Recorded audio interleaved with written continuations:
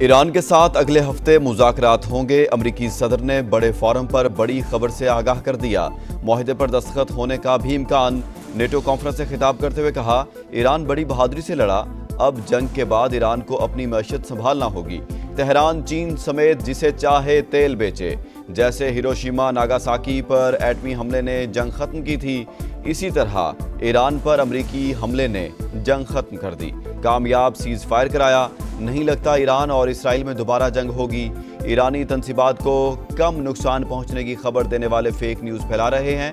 ایران کی فردو ایٹمی تنصیبات ملیہ میٹ کرنے کا دعویٰ۔ میڈیا رپورٹس مسترد۔ CNN اور نیو یارک ٹائمز گند قرار۔ مزید کہا، 30 منزل نیچے تنصیبات تباہ کر دیں۔ تہران کا ایٹمی پروگرام کئی سال پیچھے چلا گیا۔ امریکی فوج کی ناقابل یقین کامیابی کو کم کرنے کی کوشش کی گئی۔ جنگ کے آخری 2 روز میں ایران نے اسرائیل کو بہت مار ماری۔ ایران کے بیلسٹک میزائلوں نے بہت تباہی مچائی۔ ایران نے یورینیم افسودہ کرنے کی کوشش کی تو پھر حملہ کریں گے۔ غزہ کا مسئلہ حل ہونے کے بہت قریب، اچھی خبر آنے والی ہے۔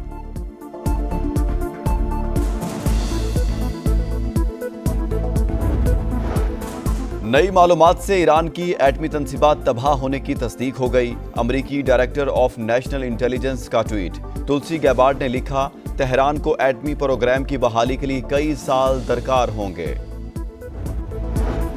امریکی حملوں سے ایٹمی تنصیبات کو شدید نقصان پہنچا۔ ترجمان ایرانی وزارت خارجہ کی تصدیق۔ ایرانی پارلیمنٹ سے عالمی ایٹمی توانائی ایجنسی سے تعاون ختم کرنے کا بل منظور۔ 221 ارکان کی حمایت۔ مخالفت میں کوئی ووٹ نہیں آیا۔ بل کے تحت حکومت معائنہ کاروں کی ایٹمی تنصیبات تک رسائی محدود یا ختم کر سکتی ہے۔ ایرانی ایٹمی توانائی ایجنسی کا جوہری پروگرام دوبارہ شروع کرنے کا اعلان۔ 17 جون کو اسرائیلی حملے میں زخمی ایرانی پاسداران انقلاب کے کمانڈر علی شادمانی شہید۔ قدس فورس کے سربراہ اسماعیل کاانی شہادت کی خبروں کے بعد منظر عام پر۔ تہران میں فتح کے جشن میں شرکت۔ ویڈیو جاری۔ ایران میں اسرائیلی جاسوسوں کے گرد گھیرا مزید تنگ۔ 700 سے زائد گرفتار۔ موساد کے ایک اور ایجنٹ کو پھانسی۔ ایران کے افسودہ یورینیم کے ذخائر محفوظ بنانے کی اطلاع ہے۔ عالمی ایٹمی توانائی ایجنسی کے خدشات۔ سربراہ رافیل گروسی نے کہا، تہران کے پاس تکنیکی مہارت اور صنعتی صلاحیت موجود ہے۔ خواہش ہے ایران سے رابطہ دوبارہ بحال ہو۔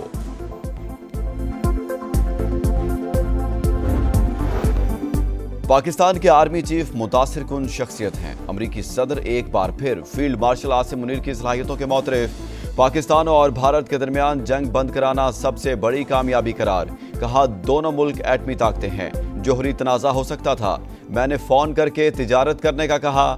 بھارتی وزیراعظم کو صاف بتا دیا، جنگ جاری رکھی تو تجارت بند کر دوں گا۔ چین میں شنگھائی تعاون تنظیم کے اجلاس کا آج سے آغاز۔ پاک بھارت وزرائے دفاع کی ملاقات کا امکان۔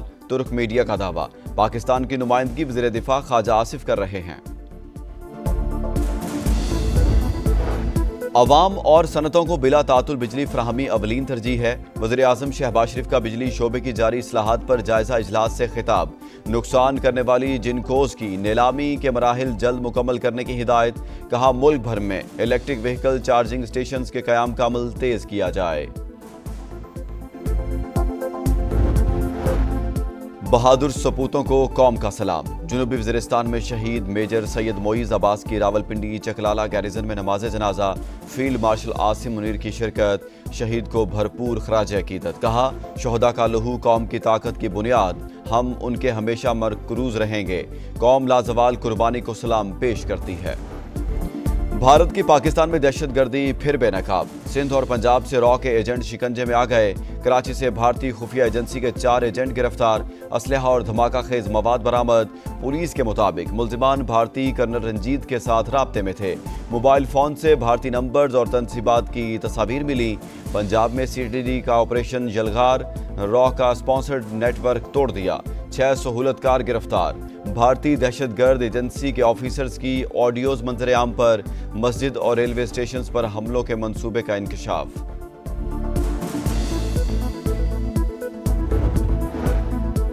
نئے اسلامی سال کے آغاز پر غلاف کعبہ کی تبدیلی کی روح پرور تقریب۔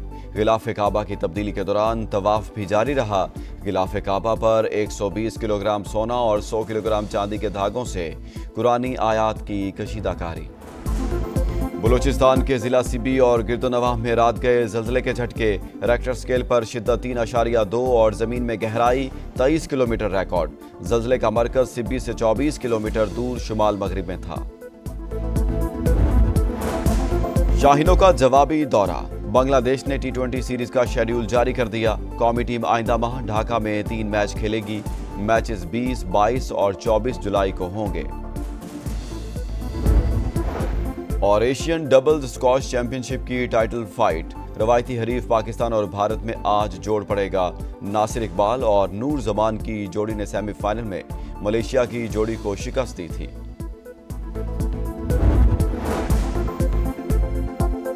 अगले हफ्ते ईरान से बात करने जा रहे हैं। मुआहिदा भी हो सकता है। अमरीकी सदर ट्रंप को उम्मीद, कहा ईरान पर अमरीकी हमले ने जंग खत्म की। कामयाब सीज़फायर कराया, नहीं लगता ईरान और इसराइल में दोबारा जंग होगी। सदर ट्रंप ने ईरानी एटमी प्रोग्राम को मुकम्मल तबाह न होने से मुताल्लिक मीडिया रिपोर्ट्स को बेबुनियाद और गलत करार दे दिया। न्यूयॉर्क टाइम्स को नाकाम अखबार और CNN को जाली इदारा करार दे दिया।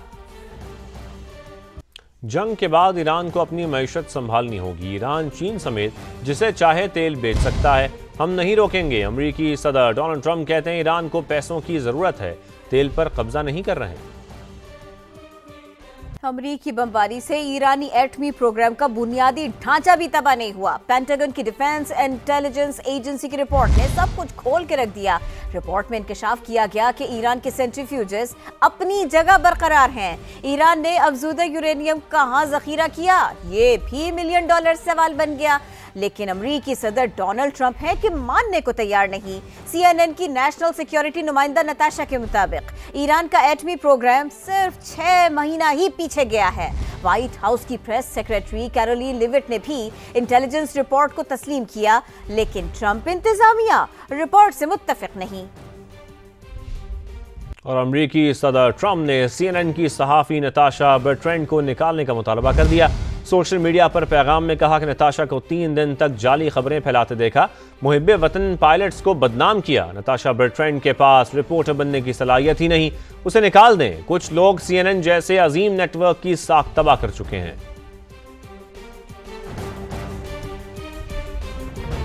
अमरीकी हमलों से एटमी तनसीबात को शदीद नुकसान पहुंचा। ईरानी वजारत खारिजा ने इसकी तस्दीक की है। आलमी एटमी तवानाई एजेंसी के सरबराह राफेल ग्रोसी ने खदशा जाहिर किया। ईरान के अफजूदा यूरेनियम के ज़खायर को महफूज बनाने की इत्तला मिली है। ईरानी पार्लियामेंट ने IAEA से ताउन मुअत्तल करने का बिल मंजूर कर लिया।